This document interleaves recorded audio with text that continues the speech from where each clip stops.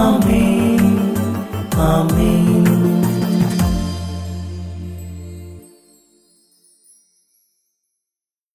യേശുവിൻ്റെ ഏറ്റവും പ്രിയപ്പെട്ട കുഞ്ഞെ, 1 തിമോത്തിയോസ് 5:8, ഒരുവൻ തൻ്റെ സ്വന്തക്കാരുടെയും പ്രത്യേകിച്ച് കുടുംബത്തിൻ്റെയും ആവശ്യങ്ങൾ നിറവേറ്റുന്നില്ലെങ്കിൽ അവൻ വിശ്വാസം ത്യജിച്ചവനും അവിശ്വാസിയേക്കാൾ ഹീനനുമാണ്.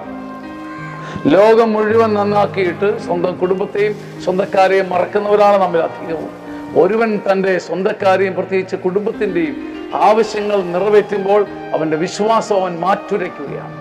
അവൻ സുവിശേഷം പ്രസംഗിക്കുന്ന ആദ്യത്തെ തട്ടകമായി അവൻ്റെ വീടും കുടുംബവും മാറുകയാണ്. നമുക്ക് പ്രാർത്ഥിക്കാം. കർത്താവേ, എന്നെ അവിശ്വാസിയേക്കാൾ ഹീനനാക്കരുത്.